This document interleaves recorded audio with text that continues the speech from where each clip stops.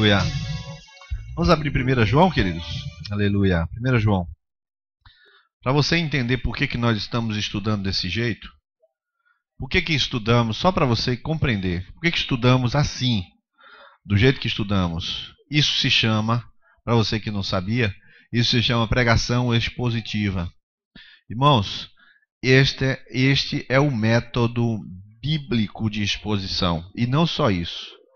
Se você pensar nos homens de Deus que expuseram a Bíblia, onde expuseram, seja Calvino, seja John Owen, seja Spurgeon, seja Agostinho, seja Ambrósio, todos eles utilizaram esse método. E eu vou dizer o que é esse método, irmão. Esse método é um método de você estudar a própria Bíblia, expondo a própria Bíblia.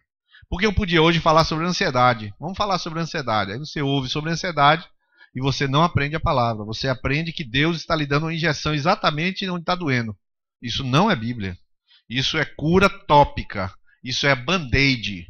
Isso não resolve a vida de ninguém. Só que quando você expõe a Bíblia, aqui vários comprimidos você está tomando. Eu não sei se alguém toma aqui aqueles vitaminas. Alguém toma aquele negócio? Vitamina? Eu tomo. Aí aquelas vitaminas que tem lá as formulinhas, estudar a Bíblia é você tomar logo uma cacetada de tudo que é área. É assim que funciona. Então, a exposição bíblica ela tem por objetivo isso.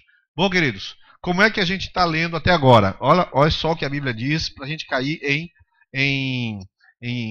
na segunda parte, que é a parte que eu estou querendo pegar. Só para fazer um resumo. O raciocínio de João é esse assim, ó. O raciocínio de João é: nós temos comunhão com Deus, e a comunhão ela se resume em duas palavrinhas: luz e trevas. O raciocínio começa assim: a nossa comunhão é com o Pai e com o seu Filho. Quem está indo na luz não mente, não sei o que. Quem Deus não tem treva nenhuma em Deus. Se dizemos que mentimos a verdade, falamos a verdade e mentimos, aquela coisa de comunhão. Aí ele automaticamente ele parte para um outro raciocínio, que é o raciocínio de amar. Ele diz assim, ó: quem está nele também deve andar como ele andou. Você tem que andar como ele andou. O que é andar como ele andou? Quem odeia seu irmão até agora está nas trevas. Quem ama seu irmão está na luz. Ou seja, vá acompanhando aqui, porque isso é um raciocínio simples. Esse raciocínio aqui é simples. E aí a gente pergunta se o evangelho é um evangelho simples. O evangelho é um evangelho simples, irmão. Inclusive, se Deus permitir, já comecei a gravar vários vídeos. Se Deus permitir, daqui para o final do ano, a gente lança lá mais uns 50 vídeos, que o objetivo é você evangelizar. Os vídeos vão estar todos no YouTube. Aí você quer falar, você está lidando com uma pessoa que está ferida de igreja, não quer saber de relacionamento. Não, aqui um vídeo sobre relacionamento. Tem um vídeo de 4 minutos. Aí depois um vídeo sobre humildade. Tá lá, 4 minutos. Tudo assim, vídeo de 3, 4 minutos sobre humildade, sobre amor, sobre andar na luz, sobre coisas bem práticas, para servir de ferramenta para a nossa vida. E a quarta coisa que ele fala aqui, ó, que é uma coisa que eu vou botar até em outra cor. Porque isso aqui, irmãos, é que define muita coisa na vida das pessoas. Ensino fundamental. Esse aqui é uma coisa que define luz e trevas. Bom, vamos lá. Eu vou parar naquele segundo ponto. Em primeiro lugar, Deus chama a gente para amar, para ter comunhão com Deus e com os irmãos. Amar é um mandamento. Mas a terceira coisa que ele fala é não amar. Não amar. Não amar como? Aí a gente abre a Bíblia agora. Em verso 15, 16, 17, queria que você abrisse sua Bíblia e lesse. Quem puder ler, alto vai ser legal. 15, 16 e 17. Começa com 1 João 2,15. Vamos lá? Não ameis o mundo, nem o que no mundo há. Se alguém ama o mundo, o amor do Pai não está nele. Porque o que há no mundo, a concupiscência da carne, concupiscência dos olhos e a soberba da vida, não mais do mundo. E o mundo passa e a sua concupiscência, mas aquele que faz a vontade permanece. Eu já expliquei isso na última vez. Agora eu preciso explicar 3 coisinhas que tem aqui, que são as coisas que estão aqui, ó. Que são, olha, observe bem o raciocínio que você tem que entender. Você quer ter comunhão com Deus, vai ter que ter comunhão com seu irmão. Não, mas eu não perdoei fulano, não tem comunhão com Deus. Ah, mas eu não gosto de cicrano, você vai ter que se resolver. Ah, não vou me resolver não, não tem problema, ficar sem Deus. Não, eu quero ficar com Deus, então se resolva com o irmão. Não tem jeito. Se você for oferecer uma oferta e lembrar, você tem que voltar e consertar. Isto não quer dizer, presta atenção, isso não é neurose, não. Daqui a pouco ela ficar todo mundo louco. Irmão, não vou cantar não, porque eu não sou verdadeiro. Porque tem alguém chateado no mundo comigo em algum lugar, eu sei que tem.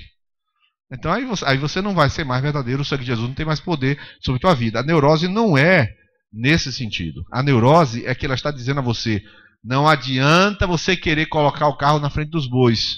Deus não vai vindicar, carimbar a sua vida espiritual se você não estiver resolvido. Você tem que estar determinado a se resolver. Irmãos, por exemplo, que comunhão há entre luz e trevas? Nenhuma. Você tem um vizinho lá que é maconheiro e ele está chateado com você, então a culpa é sua. Claro que não, é treva. A Bíblia diz, o mundo nos odeia. O mundo nos odeia, irmãos. E se não odiar, a gente está com problema. A gente é do mundo. Se ele nos ama, a gente é do mundo. O mundo ama o que é seu. Se o mundo nos odeia, então a gente está no lugar certo. Então, comunhão, irmãos, a gente não tem com pessoa do mundo, não. Comunhão a gente só tem com o irmão em Cristo. A comunhão é em Cristo, porque quem está em Cristo tem comunhão em Cristo. Óbvio. Então, se você tem comunhão, você parte para o amar. E ele diz claramente, quem não ama, está em trevas. Quem ama, está na luz. Beleza. Mas ele também diz, quem não ama, não pode amar. Então ele diz, ame, mas ele diz, não ame. O que é não ame? Tem que entender isso, irmãos. A gente tem o lado positivo e negativo do evangelho. Não amar. A concupiscência, de primeiro lugar, em qual? A concupiscência da carne. Vamos lá. Concupiscência da carne. Então vou botar aqui carne. Óbvio, irmãos, que não é a picanha que eu faço, que está lá no Facebook. Claro que não é, que senão eu teria parado de hoje. O que é a concupiscência da carne? O que é carne? Sarkis, a palavra grega. O que é sarkis? Sarkis é a natureza, porque não é carne humana, não é carne, a concupiscência da carne. É porque é o seguinte, existem desejos que levam você a determinadas coisas. Desejos carnais, desejos físicos. Não estamos falando de desejos abstratos, desejo de crescer, desejo de enriquecer. Não é isso. Desejo carnal é que tem a ver com o corpo. Por exemplo, uma pessoa que tem muito apetite sexual. Essa pessoa tem desejo carnal, óbvio. Ter apetite sexual não é pecado. Não é pecado. Aliás, é saúde. O camarada às vezes fica assim, irmão, eu tenho um negócio assim, eu tenho um fogo. Irmão, glória a Deus. Provavelmente você vai casar com um poste, né? Então Jesus vai pegar o fogo de um e vai pegar o outro, né? Para aquecer aquela geladeira, né? Provavelmente. Quer receber essa palavra, quer receber, tá? Não é palavra para todo mundo, não. Mas funciona assim, o camarada tem metabolismo. Metabolismo, ok. Mas dar vazão a isso é um problema que você tem que administrar. Deus está dizendo que o desejo da carne é estimulado pelo mundo. Por exemplo, você vai para uma festa, vai dançar na festa. Aí você dança a noite toda na festa. Aí o que é isso? Dançar é pecado. Dançar é pecado? Como é que eu vou ensinar que dançar é pecado? Não. Ah, mas ali está cheio de cachaceiros, cheio de gente adulterando, traindo e você no meio. Então o problema não está na dança. O problema está no ambiente. Agora eu vou piorar. E você está gostando. Vixe. Quer dizer, então o problema não está no ambiente, está em você. A concupiscência da carne. Não é, entende a história? O problema não é cerveja. Ah, cerveja. Você... Cerveja amarga, essa cerveja é gostosa. Essa cerveja é amarga, essa cerveja é boa. Aí é Maria, é gosto, não tem nada a ver. Mas o que é que está em você? Não é a cerveja está em cima da mesa. Mas o que é que está em você? Ah, vou ali, rapaz. Hoje é sexta-feira. Né? Sexta-feira. Amanhã é sexta-feira. Vou sair ali. Aí você senta junto com o camarada e vai passar a noite toda lá. Não, mas eu não vou beber. Mas você só não vai beber. E você está doidinho porque é sexta-feira, fica até 3 da manhã sem beber. Então tem um desejo, você não está sabendo administrar aquele desejo. A ira também é assim. Então, os desejos da carne são as coisas que têm a ver com o desejo que você sente no corpo. É aquela história, Senhor, tem misericórdia, Jesus, fecha meus olhos, Senhor. E o cara fica assim, fecha meus olhos, e ele fica olhando assim, atravessado. Só dessa vez, o desejo da carne é isso. Ele sente o impulso, mas ele vai, e a Bíblia diz, não ame a isso, porque se você ama isso, o amor do Pai não está em você. É o que Deus vai dizer assim, não tem negócio de cinza, é preto ou branco. Mas a concupiscência dos olhos, que eu acabei de exemplificar. Eu não vou nem falar muito sobre concupiscência dos olhos. O que é isso? A explicação que John Stott dá, essas aí, são bem fáceis. O problema está na terceira, que é o que eu vou falar. Concupiscência da carne e concupiscência dos olhos. A concupiscência dos olhos é o que você deseja, que é externo a você. Não está na sua carnalidade. Né? Irmãos, hoje, menos mal. Mas, irmão, no dia que essa carta foi escrita, irmão, os prostíbulos, eles não eram fechados, eram abertos. Você entrava no templo de Júpiter e tinha um bocado de mulher lá no meio do chão da sala fazendo sexo.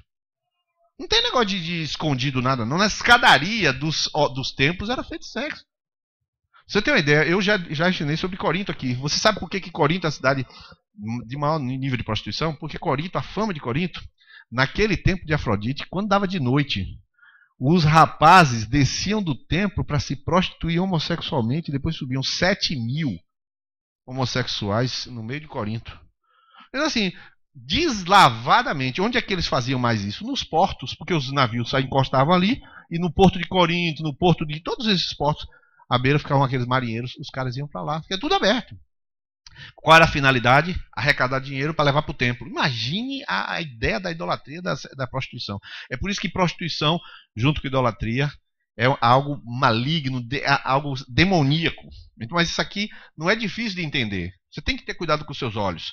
Se você tem dificuldade com relação, por exemplo, às mulheres, vou dar um exemplo.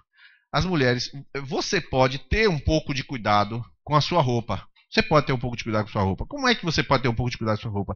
Homem não pode falar sobre isso. Como é que era a Fernanda que tinha que pegar o microfone e falar. Mas só para você entender o que eu quero dizer, você sabe comparar o que é ser sensual com roupa. Toda mulher está entendendo o que eu estou falando. Você sabe o que significa o botão mais aberto e o botão mais fechado. Sabe o que você significa fechar um pouquinho o botão para cima. Não custa nada você fazer isso. Por que eu estou falando isso? Porque tem concupiscência dos olhos e tem um monte de olho. Tem calça de tudo que é tipo, irmão. Tem calça que aperta, tem calça que folga. Então você vai ter regra? Nunca vai ter regra. Como é que vai ter regra? A regra vai ser a concupiscência dos olhos. Eu vou ensinar a Bíblia. Vou ficar ensinando calça aqui, irmão? Calvin Klein está permitido. Isso aqui não quer me livre.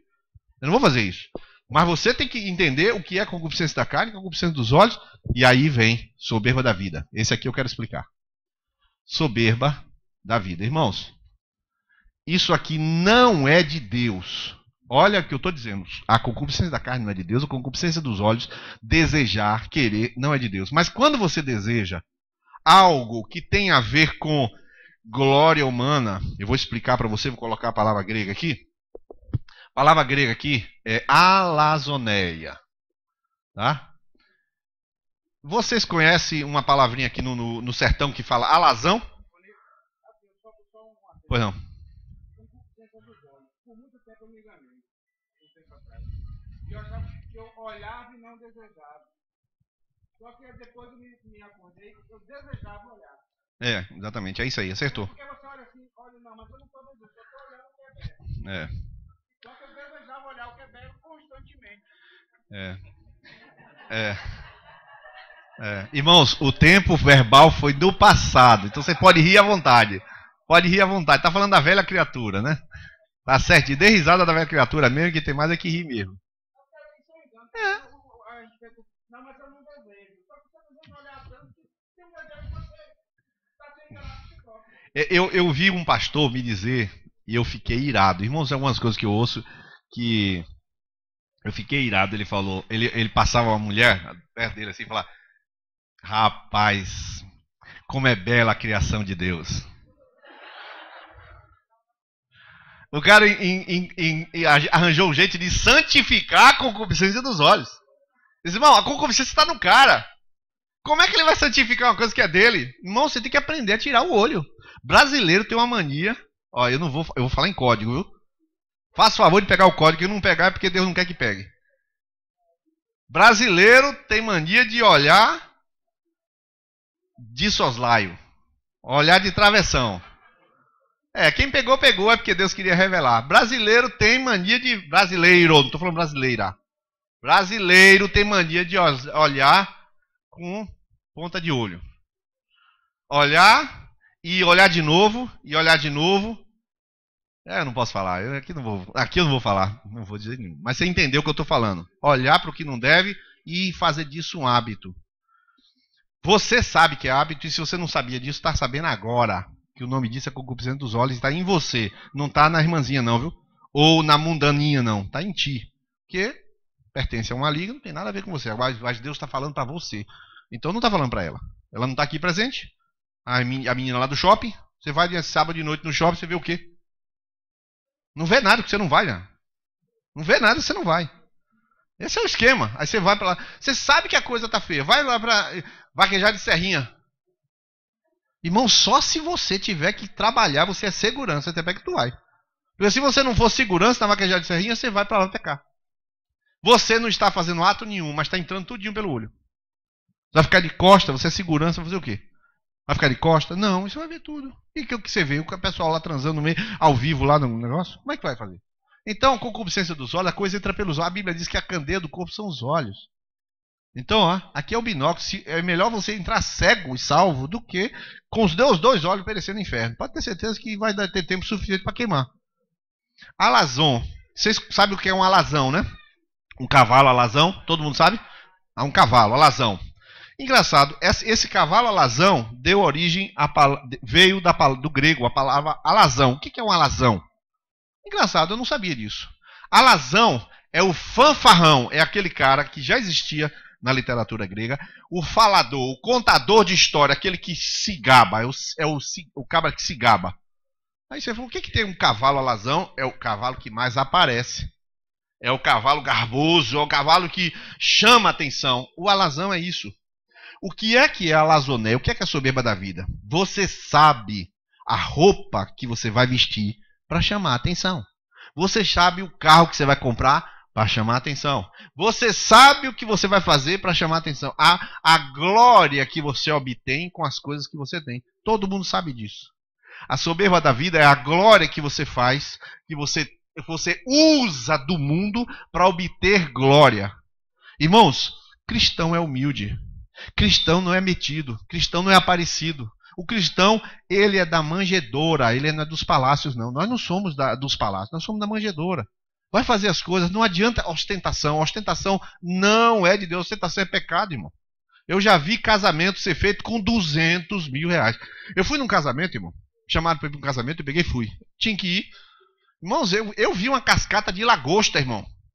Irmão, cascata de lagosta. Eu tirei foto, eu não acredito no negócio daquilo. As lagostas descendo assim, tudo para comer. O cara arranca lá para comer. Irmão, o pessoal come para pecar. Parece porco comendo aquele negócio, né? Porque eles são atraídos pela carne, pelos olhos e pelo afã daquela soberba, vou comer lagosta, então vou me tornar o Batman. Sei lá o que ele vai se tornar. Mas o cara acha...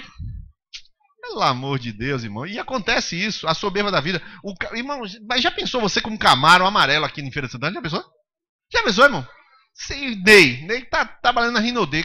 Ganhou o prêmio lá, tá, terceiro diamante. Chegou aqui na igreja. Deus tem operado em minha vida. Aí desliga o carro. Isso não é evangelho nem aqui nem na China. Cabe, olha que se Deus está te dando um recado, já receba, tá? Mas eu tô falando assim, cabe a ele pegar o dinheiro do Camaro, vender, irmão, e ter o cuidado de andar com recato.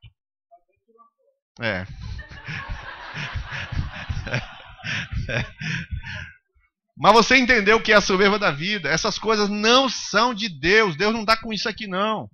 Então, ó, Deus, pra gente ter comunhão, a gente vai ter que amar, mas a gente também vai ter que não amar isso. E se você começa a amar isso, irmãos, eu lamento dizer, se você começa a amar isso, o seu coração foi tomado. A mulher de Ló, o coração foi para outro lado. O coração tem que ir para a manjedoura, irmão. O coração tem que ir para a simplicidade. O coração não pode se exaltar, o coração não pode se vangloriar, não pode. Ontem teve um evento de pastores aqui na cidade. Aí teve uma vigília, eu peguei e fui. Primeira vigília, cheio de pastores, lá. Aí eu fui. Aí o evento foi chamado Transformação 120. Só que eu criei esse evento há 5 anos atrás, né? Eu e Marcos Sampaio. Criamos o evento, foi um evento de 200 pastores, foi uma maravilha e tal. Aí eu fui lá na vigília, olha só. Cheguei na vigília, estava orando lá, uma benção, o irmão toca no meu ombro, dá uma palavra, eu peguei e falei. Uma palavra abençoada, tal, abençoou o povo lá. Mas foi tremendo. Quando terminou, ele falou, rapaz, eu quero você aqui no Transformação 120. Eu orando. Pai, vou ou não vou? Vou ou não vou? Vou ou não vou? Aí fui orar, fiquei orando. Quando na conferência fiel eu estava lá, e orando, irmão, para saber se eu devia ir ou não para um evento, para mim, para eu ouvir a palavra. Não, a pessoa não vai não. Não vai não. Aí falei, por quê? Nada de refletor, meu filho, nada de refletor. Nada de refletor. Irmãos, aí eu estou tranquilo, hoje de manhã, chega um vídeo, um áudiozinho de um pastor que estava lá, irmão, pastor Niles, eu estava lá, que maravilha, seu nome estava lá no palanque, assim, destacado, e eu fiquei na frente do seu nome. Olha do que eu escapei, irmão. O irmão sentou na minha frente, ficou orando por mim, me deu uma mensagem, não sei o quê. O que eu ia fazer lá? Chegava lá, aqui, irmão. Não. Isso serve para Zé, para João, para Ricardo, para não sei o quê. Para Niles isso não serve não, irmão. Ó, no meu cantinho, no meu lugarzinho, se Deus mandar ir eu vou. Se Deus não fala nada, pela dúvida eu não vou. E assim algumas coisas, porque se daqui a pouco, irmão, tudo é soberba da vida. Daqui a pouco você está pregando, daqui a pouco você está famoso, daqui a pouco. E ali mesmo você cai. Aquilo que serviu para subir, aquilo serviu para derrubar. Então essas coisas são muito perigosas. Eu já apanhei, não quero apanhar de novo. E por isso que a Bíblia ela ensina você o que amar, mas ensina o que não amar. Ensina o que não amar. Amém? Aí agora a gente vê, abre a sua Bíblia agora em 1 João 2, 23 em diante. E aí você vai ver. Na verdade é do 18 em diante, mas eu vou do 23, eu vou ler o 18 e o 23. Diz assim, filhinhos, o 18. É já a última hora, e como ouvistes que vem o anticristo, também muito se tem feito anticristos. Também agora muito se tem feito por onde conhecemos que já é a última hora, perdão. 20 e 21 em diante. Não vos escrevi porque não soubesses a verdade, mas porque a sabeis, porque nenhuma mentira procede da verdade. Preste atenção nessa frase. Nenhuma mentira procede da verdade. Quem é o mentiroso, senão aquele que nega que Jesus é o Cristo? É o anticristo, esse mesmo que nega o Pai e o Filho. Aí continua o texto, verso 27. Um texto que ninguém sabe interpretar. Verso 27. E a unção que vós recebestes dele, fica em vós, e não tendes necessidade que alguém vos ensine. Mas como a sua unção vos ensina todas as coisas, e é verdadeira, não é mentira, como ela vos ensinou, assim nele permanecereis. Olha só o que diz, a unção que vós recebestes, fica em vós, e ela vos ensina. Por que isso, irmãos? É a quarta sequência aqui, agora eu vou desenhar mais 4 quadrinhos aqui. O ensino bíblico é uma medida para você saber se você está em comunhão com Deus, sim, Senhor. Porque existem muitos ensinos hoje, ensinos loucos, irmãos, ensinos loucos. Dias atrás, eu não vou dizer o nome não, tá? Mas a maioria aqui vai saber quem é. É um conhecido líder de jovens do Brasil, foi para o Rio Jordão. Entrou no Rio Jordão, deu 7 mergulhos no Rio Jordão e depois colocou no Facebook que aqueles mergulhos era para expurgar, não era expurgar o nome não, era outro nome, expurgar os pecados dos pastores do Brasil. Irmãos, o que tem o Rio Jordão além de água? Enxofre não tem, ácido muriático também não. Tá. E que poder tem a água do Rio Jordão para expurgar pecados dos pastores do Brasil? Não sei. Mas quem autorizou este distinto jovem, criativo jovem, a fazer isso? Também não sei. Só que os irmãos vão recebendo, como disse, no quilo. As doutrinas, irmãos, para ensinar é daqui para ali. Por essa razão, aí é isso que eu ia falar isso, é por isso que, dessa razão que tem traficante evangélico. É por essa razão, porque o ensino é de ter vitória. Irmãos, Deus te abençoado. Irmãos, eu quero até avisar os irmãos aqui, os irmãos que não estiveram trabalhando, que tiver alguma desocupado, alguma coisa assim, os irmãos que estão trabalhando não, mas os irmãos que estiverem assim, sem nenhuma ocupação, depois do culto me procure. Porque eu tenho uma atividade aqui garantida, segura. Inclusive eu oro para os irmãos antes de acontecer qualquer coisa. Os irmãos vêm e, olha, irmãos, se vão levar isso aqui, você leva ali, não se preocupe não, você leva. Eu vou fazer oração, vamos orar aqui, irmãos. Amém, amém. Aí ora pelos irmãos e Jesus e eles podem traficar e o Senhor é com eles. Se os irmãos acham que eu estou inventando, tem um irmão aqui presente que sabe dessa história aqui em Feira de Santana. Mataram esse tal pastor que tinha vários discípulos traficantes, a igreja era de traficantes, que eram mulas de tráfico. Se você quiser saber onde é o bairro, eu digo, tá? Então tem todo direito. O milagre que eu estou contando agora é de Feira de Santana, no Globo também tem. Como isso é possível, irmão? É possível porque o evangelho da vitória cabe qualquer coisa.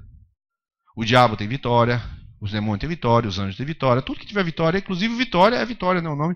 Então vitória também está dentro. Tudo que for futebol entra nesse evangelho. Então, este evangelho aqui, você precisa de fato vigiar, porque nunca teve tanto falso ensino. Você não pode nem imaginar de quanto falso ensino teve. Agora vamos lá. Agora, 1 João. Vamos abrir 1 João. Agora eu vou falar de natureza nova. 1 João 3, capítulo 3. Agora é outra história. Verso 2. Eu queria que você lesse aí, por favor.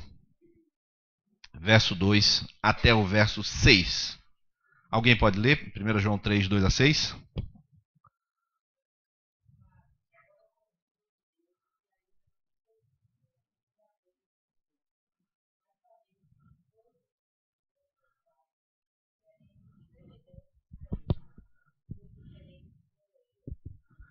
Até o 6.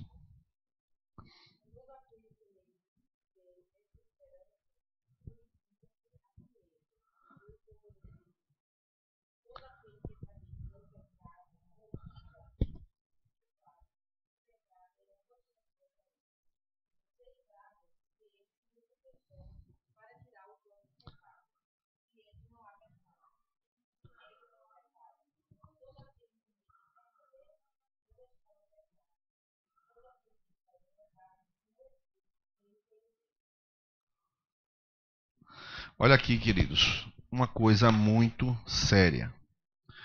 Os textos, quando você vai continuar, verso 9.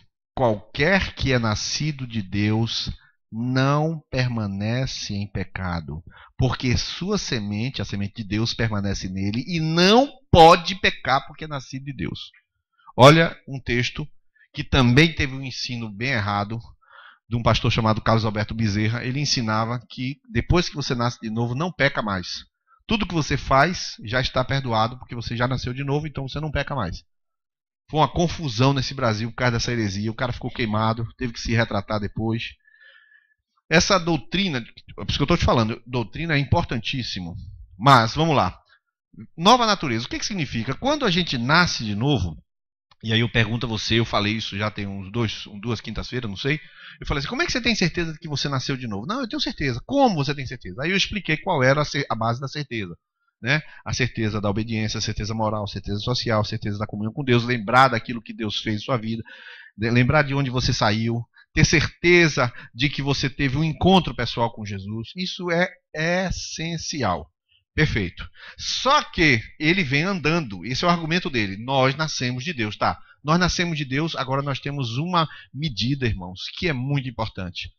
A medida significa vida santa. O texto diz: qualquer que permanece nele não pratica o pecado. Qualquer que permanece em pecado nunca o viu nem o conheceu.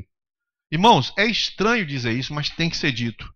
Uma pessoa que peca uma vez, e aí entra o problema da consciência cauterizada. Uma pessoa que peca uma vez, por isso que a Bíblia diz, não é para pecar, mas se pecar tem um advogado. Ou seja, ele não quer pecar. Mas aqui, o texto vai falar aquele que peca habitualmente, porque o pecado é do diabo.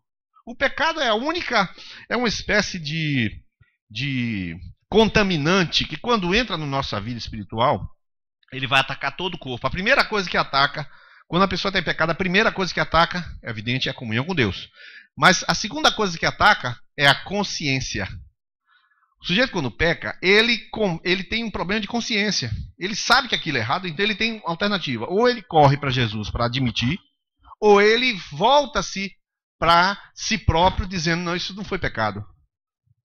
De fato, na verdade, quem disse que masturbação é pecado? Onde é que está na Bíblia? Então a consciência dele está acusando. O que ele faz? Ou ele vai para Deus e admite, ou então ele inventa que aquilo não é pecado.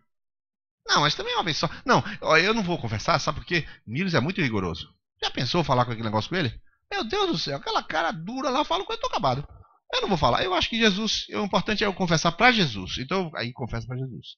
Aí, a segunda vez, confessa, nada. Terceira vez, eu falei, rapaz, nem com Jesus não está funcionando, né? Jesus também está fraco. Por quê?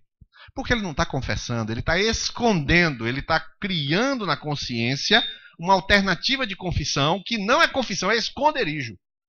Mas a Bíblia diz claramente que quem permanece na prática do pecado nunca viu a Deus. Irmão, uma coisa clara aqui, qualquer pessoa que estiver sentada aqui, que estiver em pecado consciente, pode duvidar de sua salvação. Pode duvidar. Pode duvidar.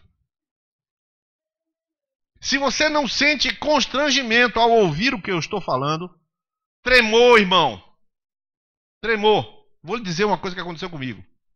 Eu estava uma vez conversando com 4 missionários, 2 casais de missionários. E eu tinha pecado. Tinha pecado com pornografia. Isso tem muitos anos. Na minha empresa. No início da internet. E os caras resolveram visitar minha casa. Vou contar pra vocês que eu nunca contei essa história. Nunca contei, me lembrei agora. Aí eu tô na sala, estávamos decidindo a ida para Moçambique. Eu respondia por todos os missionários, era presbítero da igreja. E aí eu tinha visto lá, viu? Não tinha me masturbado nem nada. Mas vê só, o que é consciência? Estou consciente do meu pecado. Eu falei, e agora? Eu vou fazer o quê? Como é que eu faço? Como é que eu resolvo esse negócio? Aí fiquei aquele negócio, nada. Eu não fiz nada, eu só fiz ver. Só fiz ver.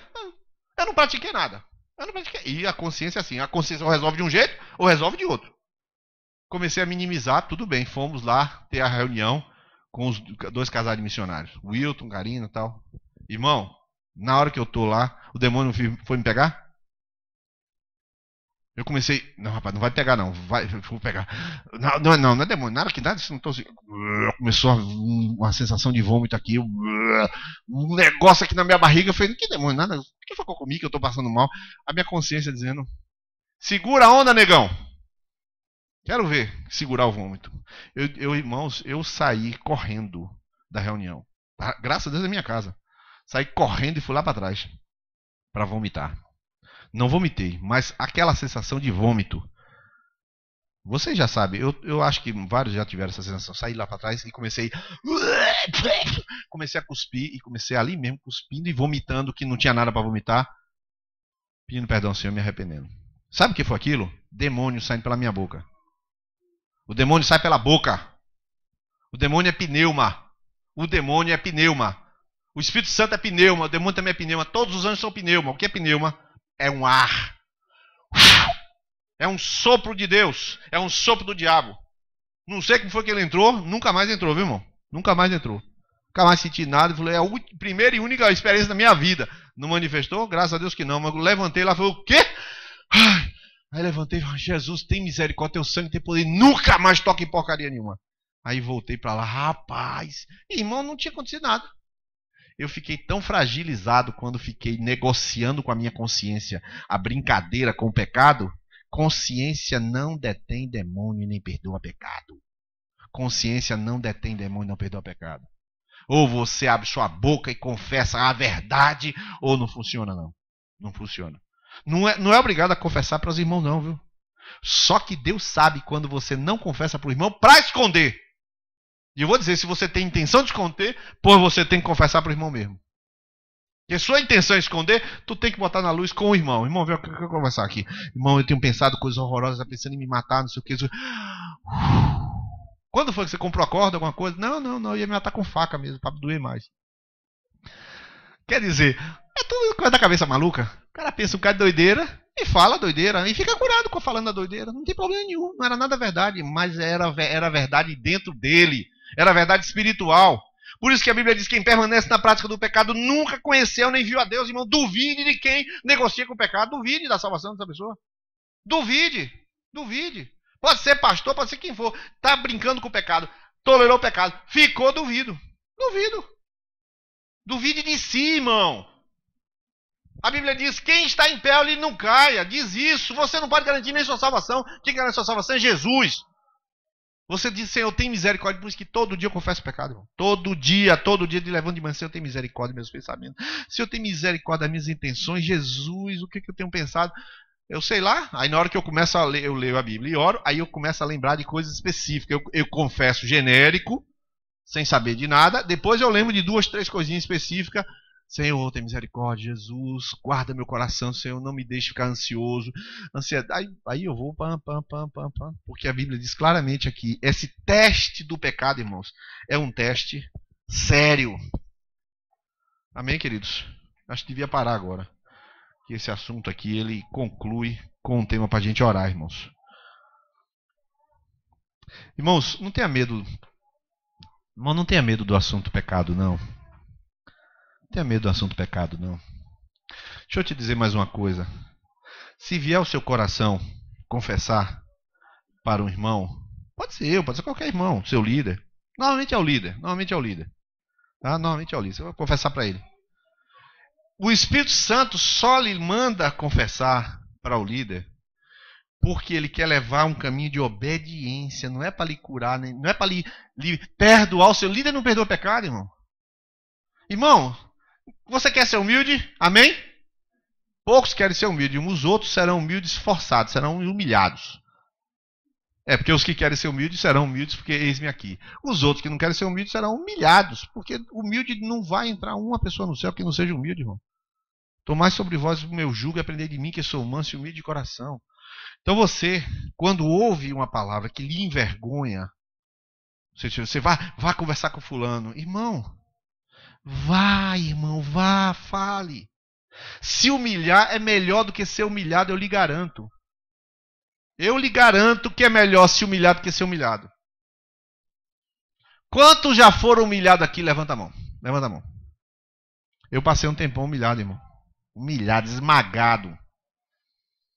Eu lhe garanto que é muito melhor você ir se humilhar do que ir se humilhar. E quem é que quer lhe humilhar? O irmão? Irmãos, eu quando ouço confissão, no final da confissão, eu nem lembro o que começou a confissão. Eu começo a prestar atenção, daqui a pouco eu esqueço. Simplesmente esqueço porque eu estou orando pela pessoa. Simplesmente esqueço. Não funciona. Confissão a gente simplesmente esquece. Por quê? Porque você lembra da lágrima do irmão. O irmão começa a confessar, começa a chorar e você lembra, rapaz, o cara se rasgou todo, rapaz. E isso você lembra. Mas não lembra do que o cara falou. Não lembra de nada, mas lembra da atitude. É óbvio. Então, assim, o que Deus quer levar você? Deus quer levar você a você ter a certeza de que você fez o que cabia a você no caminho de salvação. Se você dizer, eis-me aqui, Senhor, toma minha vida, então você obedeceu a Deus. E Deus é misericordioso e sumo sacerdote da nossa confissão. Olha o que a Bíblia diz, ele é misericordioso. Hebreus capítulo 3, verso 1, sacerdote da nossa confissão. Queria ficar de pé nessa hora, vamos ficar de pé? E eu queria nesse momento fazer uma oração. Vamos clamar agora por santidade. Vamos fazer isso, irmãos? Vamos clamar por santidade. Como é que você clama por santidade? Você tem uma oração íntima com Deus. É assim que se clama. Jesus, tem misericórdia de mim, pecador. Jesus, teu sangue tem poder. Você clama assim, com toda a humildade. Jesus, eu digo sim para ti. Jesus, tudo que o Senhor me falou essa noite, eu sou isso aí mesmo. Jesus, Senhor, eu vou amar. Senhor, eu não vou amar o mundo, mas eu vou amar pessoas, eu vou amar a tua palavra. Senhor, mas eu quero reconhecer-me pecador diante de ti. Comece a orar em nome de Jesus agora. Coloque a sua vida diante de Deus e jogue toda a justificativa. Não existe justificativa para pecado. A justificativa é somente mais um pecado. É mais um pecado. Bendito o Senhor e Deus, nosso Salvador. Jesus, não há ninguém aqui, Senhor, que tenha justiça para te apresentar. As nossas justiças são como absorvente usado, Senhor. São como trapos imundos, segundo a palavra fala, Senhor. Senhor, a omissão, a preguiça, Senhor, a inveja, Senhor, o desejo de glória humana, Senhor, a vaidade de uma camisa, a vaidade de uma roupa, a vaidade de um dinheiro, de uma viagem, até a vaidade de uma foto, meu Deus. Tu é que conhece o nosso coração. Tem misericórdia de nós, Senhor. Tem misericórdia de mim, pecador. Senhor, vemos aquela oração do publicano ali, Senhor, batendo no seu peito e clamando: tem misericórdia de mim, ó Deus. Senhor, tem misericórdia de mim, Senhor. Tem misericórdia as palavras, Senhor, ferinas. Tem misericórdia, Senhor, as conversinhas de comentários. Tem misericórdia, Senhor, o desejo errado, a concupiscência da carne, a concupiscência dos olhos. Tem misericórdia, Senhor, de nós que não conseguimos nos santificar a nós mesmos. Santifica-nos, Senhor, pela Tua palavra. Senhor, toma o nosso coração podre, Senhor, nosso coração arrasado pelo pecado, arrasado, Senhor, enganado, Senhor. O inimigo prometeu pra gente uma coisa e não entregou. O inimigo prometeu pra gente, Senhor, que a gente seria o bambambam, mas a gente nem é o bambambam. E também, Senhor, estamos em débito contigo, Senhor, tem misericórdia. O inimigo prometeu uma prosperidade, o que nós viemos, Senhor, é uma embolação na nossa vida financeira. Senhor, tem misericórdia de nós, Senhor, tem misericórdia. Queremos, Senhor, consertar o nosso coração diante de Ti.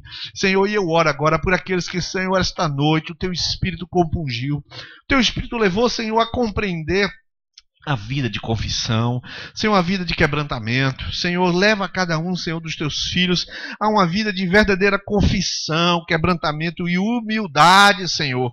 Senhor, nós queremos clamar por aqueles que estão mornos, meu Deus. Por acaso, se há algum aqui que está morno, Senhor, não sabemos quando a Tua vinda será.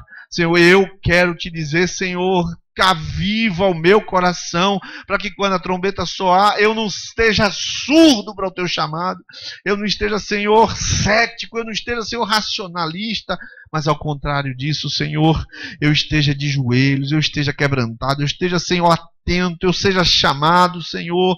Meu Deus, não permita que ninguém fique aqui, Senhor, quando a trombeta tocar. Não permita, Senhor, que ninguém seja enganado pelos seus próprios sentimentos. Não permita, Senhor, que ninguém aqui seja enganado, Senhor, pela sua preguiça. Senhor, em nome de uma televisão, em nome de uma internet, a sua vida seja destruída. Senhor, tem misericórdia. Senhor, tem misericórdia, Espírito Santo de Deus, por favor. Se o Senhor já falou muitas vezes com essa pessoa, fala mais uma vez hoje. Espírito Santo, se o Senhor já compungiu algumas vezes, o compunge hoje, Senhor. Se o Senhor já levou, Senhor, a tantos encontros, e tantas memórias, e tantas pregações, Senhor, hoje, simplesmente ali na cama, deitado, Senhor, no sonho, na hora que for dormir, fala em sonhos, meu Senhor, fala em sonhos, fala, Senhor, ao coração, desperta, meu Deus, aquele que está envaidecido, aquele que está, Senhor, preso na concupiscência, aquele, Senhor, que hoje passou a amar mais o mundo do que amar o Senhor, meu Deus, aquele que está, Senhor, como que acomodado na vida espiritual, Senhor, arranca esta raiz, meu Deus, que prende ao mundo, arranca esta raiz, meu Deus, que torna esta vida uma vida arraigada aqui nas coisas da terra, Pai, em nome de Jesus, eu clamo o poder do sangue de Jesus esta noite. O sangue de Jesus tem poder para purificar os pecados, e nós clamamos este sangue agora, porque sabemos que o inimigo não vai não vai nos deixar sair daqui, oh meu Deus, sem acusação, mas o sangue de Jesus nos liberta de todo pecado e nos tira de toda acusação. Nós sairemos aqui, Senhor, cobertos pelo poder do Teu sangue, que não só nos dá vitória, mas garante que somos aquilo que o Senhor diz que somos. Filhos de Deus, inculpáveis, nascidos de Deus, filhos de Deus, servos de Deus. Senhor, o maligno não nos toca, a Tua palavra diz isso. Aquele que é nascido de Deus conserva puro a si mesmo, o maligno não lhe toca. Pai, em nome de Jesus, se o inimigo tem tentado derrubar pessoas aqui, Senhor, se pessoas estão, Senhor, brincando com o pecado, Senhor, que a ação do diabo se avizinhou de tal maneira a derrubar, em nome de Jesus, declaramos quebrada, nula e sem efeito a ação do diabo contra essas vidas. Senhor, desfaz os laços malignos, desfaz as setas malignas, desfaz as armações malignas, desfaz todo tipo de armadilha contrária às vidas, em nome de Jesus. Nós declaramos o poder do Teu sangue esta noite, para nos trazer paz e nos estabelecer em vitória como igreja do Senhor. Em nome de Jesus, você pode aplaudir ao Senhor, que Ele é grande, é perdoador, é misericordioso. Aleluia. E nos concede paz. Que Deus te abençoe. Domingo teremos nossa ceia do Senhor. Amém. Aleluia.